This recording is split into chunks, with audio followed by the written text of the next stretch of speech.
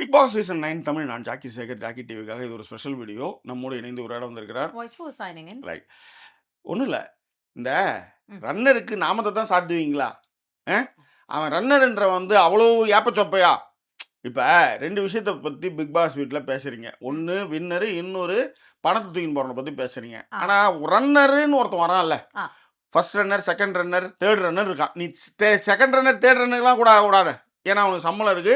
அவ்வளோ தூரம் வந்திருக்கான். அப்ப அதாவது ஒரு வெற்றியாளனுக்கு இணையா ஒருத்தன் நிற்கிறான்ல, அவனுக்கு நீங்க என்ன செய்யறீங்க அப்படின்றது தான் இந்த எபிசோட நம்ம வந்து பேச போறோம். ஸோ ஒரு விரிவான ஒரு பார்வைக்கு ஸ்டேட் வித் அஸ்.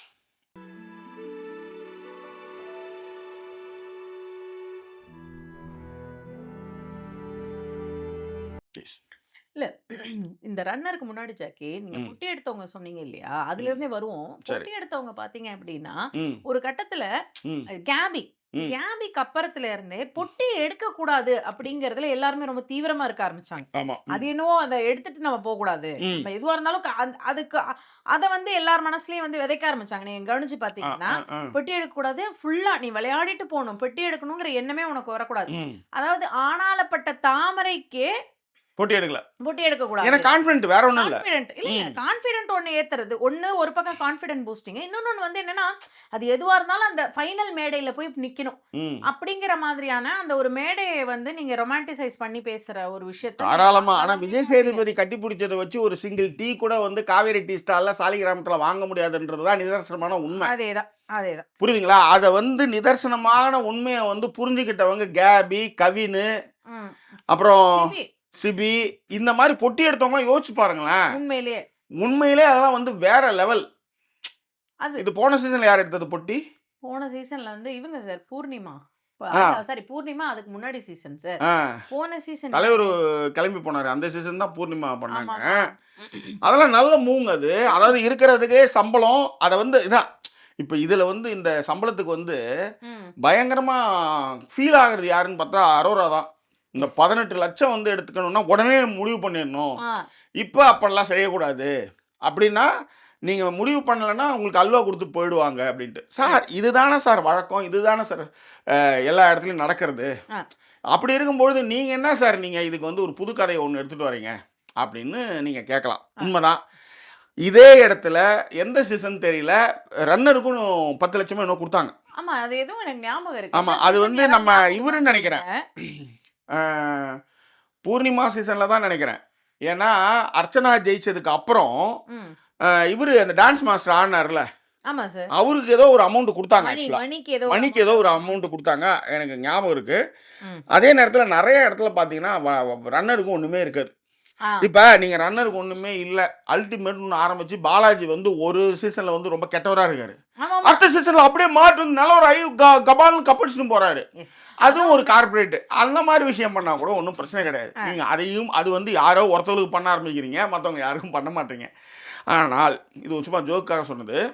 நம்ம என்ன சொல்ல வரோம்னா, ஒரு வெற்றியாளனுக்கு இணையா ஒருத்தன் வரும்பொழுது அவனுக்கு வந்து ஒரு 5 லட்சம் கூட ஒரு கேஷ் பாக்ஸ் வந்து கொடுக்கலன்னா என்ன நிகழ்ச்சி இதுன்னு தான் நான் கேட்கறேன். இல்ல, ஏன் இதை பத்தி நம்ம இவ்வளவு பேசுறோம் அப்படின்னா, என்னதான் இருக்கட்டுமே, இப்ப நீங்க சொல்வீங்கல்ல, ஒரு ஓட்டுனாலும் ஒரு ஓட்டு போட்டு ஒருத்தன் ஜெயிச்சிட்டான், அவன் இன்னொருத்தன் ஆப்போசிட் பார்ட்டிங்கிற ஒரு பொசிஷனுக்காவது போறான் இல்லையா? அந்த மாதிரி இங்க இவருக்கும் ஒரு ஓட்டு வந்திருக்கு, ஒரு ஓட்டு விகிதம் வந்திருந்திருக்கும். அவருக்கான பர்சன்டேஜ் என்ன பர்சன்டேஜ்ல இப்ப விக்ரம் ஆரி இடத்துல பாத்தீங்கன்னா, ஆரி பயங்கர வித்தியாசத்துல ஜெயிச்சாரு நினைக்கிறேன். If I am not wrong. இப்ப நீங்க அந்த ஓட்டு விகிதம்லாம் நீங்க காமிக்கிறதே கிடையாது, சொல்றதும் கிடையாது. நீங்க சொல்றதுதான் வாக்குன்ற மாதிரி எப்படி மேல வந்து பிஜேபி எல்லாம் சொல்லுதோ அந்த மாதிரி தான் நீங்க சொல்றதுதான் எதா இருந்தாலும். ஆமா, அந்த மாதிரியான ஒரு விஷயத்தை நீங்க இப்ப ஒரு கிரியேட் பண்றீங்க. ஓகே, என்ன பண்றீங்க அப்படின்னா, அதான் நான் திரும்பவும் சொல்வேன், இந்த ரொமான்டிசைசேஷனை வந்து பண்ணிக்கிட்டே இருக்கீங்க. பெட்டி எடுத்துற வீட்ல இருந்து வர்றவங்களும் பெட்டி எடுத்துட கூடாது, நீங்க எதுவா இருந்தாலும் ஃபைனல்ஸ் வரைக்கும் வந்துட்டு பாத்துறணும் அப்படிங்கிற ஒரு விஷயத்தை கொடுக்குறாங்க. அதை விட இன்னொரு ஒரு முக்கியமான விஷயம் என்ன அப்படின்னா, எந்த அளவுக்கு வந்து வின்னர் வந்து இருந்தாரோ அந்த அத்தனை நாட்கள் அவங்களும் இருந்து, இந்த 4 பேருமே சொல்றேன் நான், நீங்க 4வது ஆள் கூட இப்ப புதுசா எடுத்துட்டு வந்திருக்கீங்கன்னு வச்சுக்கோ, 3 பேர் ஃபர்ஸ்ட் 3 பேர் வந்து அந்த அளவுக்கான ஈக்குவலன்ட். ஏங்க இப்ப எந்த போட்டியிலுமே ஜாக்கி ம். வர்றவங்களுக்கு கோல்டு மெடல் தருவாங்களா? ஓகே. ஆமா. 2வது வர்றவங்களுக்கு சில்வர் மெடல் தருவாங்களா? 3வது வர்றவங்களுக்கு பிரான்ஸ் மெடலா? இதானே வந்து நியாயமா செய்வாங்க. ஒரு சர்டிபிகேட் குடுப்பாங்க. இது வந்து நியாயமா ஒரு போட்டிகள்ல நடக்கக்கூடிய விஷயம். நான்லாம் வந்து பாட்டு போட்டிகள்லாம் செகண்ட் பிரைஸ்லாம் வாங்குனா, அவங்களுக்கு ஒரு பெரிய டப்பா குடுத்தா நமக்கு ஒரு சின்ன டப்பா குடுப்பாங்க. கண்டிப்பா. இதுல என்ன கொடுமைன்னா, விஜய் சேதுபதியோட மனசுக்கு தான் வந்து இதெல்லாம் கிடைச்சிருக்கு. அது பேசக்கூடாது. விஜய் சேதுபதிக்கான மனசுக்கு தான் இது மனசு வச்சதுனால தான் மற்றவங்களுக்காவது ஒரு கப்பு இந்த மாதிரி இங்கே இருந்த இத்தனை நாளுன்றதுக்காக அதை கூட ப்ரொவைட் பண்ணலங்க. அதுதான் கொடுமை அதுன்ற நானு. எதுவுமே யாருக்கு நீங்க மற்றவங்க யாருக்குமே எதுவுமே கொடுக்கணும். நாங்க தான் சம்பளம் கொடுக்குறோம்ல அப்படின்ற சம்பளம் வேற. அது வந்து அந்த நிகழ்ச்சியில கலந்துக்கிறதுக்காக எல்லாருக்குமே கொடுக்குறீங்க. அந்த நிகழ்ச்சியில ஒருத்தவங்க ஜெயிச்சிட்டாங்க அப்படின்னு இன்னொருத்தர் பக்கத்துலயே இன்னொருத்தர் கையை தூக்காம இன்னொருத்தர் நிக்கிறாங்கல்ல, ஒரு 2 பேர் மேடைக்கு தகுதியானவங்களா ஆயிட்டாங்க. அட்லீஸ்ட் ஒரு ஹீரோ ஹோண்டா ஸ்கூட்டர் கூட அவங்களால கொடுக்க முடியாது. 50,000க்கு நான் கேட்கறேன். நானு அதை கூட உங்களால ஸ்பான்சர் வாங்க முடியாது நான் கேட்கறேன். நீங்க பாரு பிக் பாஸ் கூட இல்லைங்க, இது கஞ்ச பிக் பாஸா இருக்குது. இதை ஏன் சொல்றேன்னா, கன்னட பிக் பாஸ் 6 பேருங்க. இந்த 6 பேருக்கு வந்து என்ன மாதிரியான விஷயங்கள் கொடுத்தாங்க தெரியுங்களா? இது இது இது இதனாலதான் நான் இதை செய்யணும்னு நினைக்கிறேன். அதாவது 10 விசாவை கூட ஒரு பிரயோஜனமே இல்லாத ஒரு விஷயத்தை எடுத்து வந்து முன்னிறுத்தி நீங்க வந்து இந்த மாதிரி ஒண்ணு பண்ணும்போது இப்படி ஒண்ணு பக்கத்து ஸ்டேட்ல இப்படி ஒரு விஷயம் நடந்துட்டு இருக்கு பாத்தீங்களா? ஓகே, ஆமா. ஒரு நிமிஷங்க, இந்த டீட்டெயிலு இதில் இருக்குது. இப்போ உதாரணத்துக்கு வந்து 6 பேர் ஃபைனல்ஸுங்க. அதில் வந்து ஏங்க, அதாவது ஸ்பெஷல் அவார்டு வந்து 3 கண்டஸ்டன்ஸு. அவங்களுக்கு வந்து லேக்ஸ் வந்து ஈச் லேக்ஸ் 1 லட்சம் எல்லாருக்கும். 5th ரன்னர் அப்புக்கு வந்து 1.50 lakhs. 1.5. ஆமாம், அதான் 1.5 லட்சம் 5th ரன்னர். அது பக்கத்து ஸ்டேட். இத்தனைக்கும் அதுதான் சொல்கிறேன், ரொம்ப தூரம்லாம் இல்லை. பக்கத்து ஸ்டேட்டில் 5வது ரன்னர் அப்புக்கே 1.5 லட்சம் கொடுக்குறான். அதுக்கு அடுத்தது வந்து 4th ரன்னர் அப்புக்கு வந்து 3,50,000. 3.5 லட்சம். அட ஏதோ வெளியில வந்ததுக்கு அப்புறம் ஒரு பார்ட்டி பண்றதுக்காக எவனோ வருவான், ஒரு பார்பி நேஷன்ல போய் ஒரு 4 சிக்கனை வாங்கி கொடுக்கறதுக்காக அந்த காசு உதவும், ஒரு சரக்கு பார்ட்டி வைக்கிறதுக்குன்னு வச்சுக்கோங்க. 3rd ரன்னர் அப்புக்கு வந்து 2 லட்சம் 2 லட்சம் பிளஸ் 2 லட்சத்துக்கான வவுச்சர். அதுக்கான நீங்க அதாவது 4 லட்சம் பெருமானதம் வருது. 3rd இதுக்கு 2 லட்சம் பணம் கொடுக்குறாங்க, 2 லட்சத்துக்கான வவுச்சர் கொடுக்குறாங்க. ஏதாவது நீங்க வந்து பொருளோ ஏதோ வாங்கிக்கிற மாதிரி வந்து ஒரு விஷயம் பண்றாங்க. அதுவும் சூப்பர். 2nd ரன்னர் அப்புக்கு என்ன கொடுக்குறாங்க? 13 லட்சம் கொடுக்குறாங்க 2nd ரன்னர் அப்புக்கு. Cash plus voucher. அப்ப யோசிச்சு பாருங்க அவ்வளவு எவ்வளவு கொடுத்துருக்காங்கன்ட்டு. இதுல ஃபர்ஸ்ட் ரன்னர் அப், அதாவது இப்ப நான் சொல்ல வர்றது வந்து, அதாவது 2nd ரன்னர் அப் வந்து யாருன்னா விக்கல் விக்ரம்ங்க. விக்கல் விக்ரம் வந்து இப்ப அவரு அங்க நின்று இருந்தாருன்னா, கன்னடத்துல அவர் இருந்திருந்தாருன்னா அந்த பொசிஷனுக்கு 13 லட்சம் பிளஸ் கேஷ் வவுச்சர் கொடுக்குறாங்க. அதாவது விளம்பரதாரர்கள் வந்து அள்ளி கொடுக்குற ஒரு விஷயம். இதுல வந்து என்னன்னா, அரோராவுக்கு வந்து 3rd, அரோராவுக்கு வந்து பாத்தீங்கன்னா 20 லட்சம். சாரி, 2 லட்சமா? 2 லட்சம் பிளஸ் 2 லட்சத்துக்கான வவுச்சர். இப்ப அந்த பொண்ணு அவ்வளவு நாள் நின்னதுக்கு அந்த 2 லட்சம் வவுச்சருக்காக இருந்தா கூட அது வந்து சந்தோஷமா இருந்திருக்கும். இதுல இன்னொரு விஷயம் நான் கேக்குறேன். இருங்க, இதை சொல்லிடுறேன்.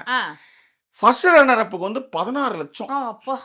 அதாவது நம்ம சபரி மட்டும் கன்னடத்துல இருந்திருந்தா ஃபர்ஸ்ட் ரன்னர் அப்பா ஒரு 16 லட்சம் plus voucher, plus cash plus voucher. 16 லட்சம் பிளஸ் கேஷ். அதாவது இது என்னன்னா 16 லட்சம் அதாவது என்ன சொல்றது, அதாவது காலில் வந்து பாதி வந்து அவர் வந்து வந்துடுது இல்லை, எவ்வளோ பெரிய விஷயம். அப்புறம் வின்னருக்கு 50 lakhs பிளஸ் கார். இது வின்னருக்கு ஈக்குவலா நீங்க கொடுத்துறீங்க. வின்னருக்கு நீங்க கொடுங்க, ஏன்னா மக்கள் ஓட்டு வருது, நிறைய விஷயங்கள் பண்ணியிருக்காங்க, எல்லாருக்கிட்டையும் மனசுல இடம் பிடிக்கிறாங்க. அதெல்லாம் நம்ம அந்த வின்னருக்கு நீங்க வீடு கொடு, கார் கொடு, என்னெல்லாம் கொடு. எனக்கு ஏன் ரன்னர் அப்புக்கு சரிடா உங்களுக்கு வந்து கஷ்டம்னே வச்சுக்க, 5 4 3 2 கூட விட்டுடு. அந்த ஃபர்ஸ்ட் ரன்னர் ஒருத்தனால கூட மேடையில் வந்து நின்னால, ஃபேமிலியோட எல்லாம் வந்து நின்னால, அவனுக்கு ஒரு 16 லட்சம் கொடுக்கறதுல இல்லை 15 லட்சம் கொடுக்கறதுல ஒரு அட்லீஸ்ட் ஒரு 3 லட்சம் 4 லட்சம் ஒரு புல்லட்டுன்னு கேக்குறேன். இல்ல ஜாக்கி, இதுல ஒரு விஷயம், நீங்க ஒரு கேம் ஷோ நடத்துறீங்க, எல்லாரும் மாதிரி தான் நீங்க அங்க இருக்கிற டாஸ்க் அந்த மாதிரியான விஷயங்கள் தான் இங்க பண்றீங்க. இன்னொன்னு, நீங்க வைக்கிறதே வந்து டிக்கெட் டு ஃபினாலேன்னு ஒண்ணு வைக்கிறீங்க இல்லையா? கடினமான கேம்ஸ் தான் வைக்கிறீங்க. அதுல ஒருத்தவங்க நின்னு எப்படியாவது ஜெயிக்கணும்னு நினைச்சு ஜெயிக்கிறாங்க. இப்ப டிக்கெட் ஃபினாலே வந்ததுக்கு அப்புறம் பாத்தீங்கன்னா, இப்ப இந்த சீசன் ரொம்ப பசுமையா இருக்குங்கிறதுனால அரோராவை நான் எக்ஸாம்பிளுக்கு எடுத்துக்கிறேன். இப்ப அரோரா மாதிரியான ஒரு ஆளு கஷ்டப்பட்டு டிடிஎஃப் வின் பண்றாங்கன்னு வச்சுக்கோங்களேன். டிடிஎஃப் வின்னருக்குன்னு நீங்க எதுவுமே கொடுக்கறது கிடையாது. இப்ப என்ன ஆகுது அப்படின்னா, டிடிஎஃப் வின்னருங்கிறதுனாலே நல்லா யோசிச்சு பாருங்களேன். அந்த எக்ஸாம்பிள் எடுத்ததே அவங்க ஃபினாலே வரைக்கும் போயிட்டவங்கங்கிறதுனால அவங்க கேஷ் பாக்ஸ் எடுக்கிறதுக்கு யோசிப்பாங்க. அதேதான். ஐயோ நான் ஃபினாலே பர்சன் ஆச்சே, ஃபினாலேக்கு போயிட்டேன் ஏற்கனவே, நான் ஏன் போய் இந்த கேஷ் பாக்ஸ் எடுக்கணும் அப்படிங்கறத வந்து யோசிக்கிறாங்க.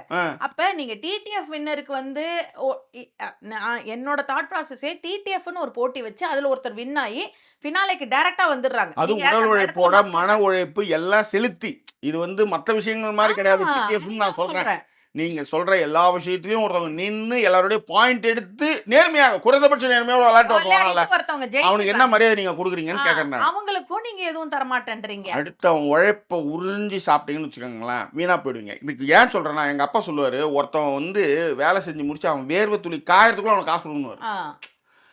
அந்த நேர்மை அது இருக்கும் பொழுது அது சரியா வரும். இல்லைன்னு வச்சுக்காங்களேன், அபுக்குடின்னு போயிடணும். That's all. இவ்வளவுதான் இதில் நான் பேசுறேன். ஏன்னா இது வந்து ரொம்ப ரொம்ப தப்புங்க. அது நான் வந்து பல வாட்டி அடிச்சுக்கிறேன். அது நான் இன்னொன்னு சொன்னேன். மத்த ஸ்டேட் மத்த விஷயங்கள் மத்த பிக் பாஸ் கூட விட்டுறேன்.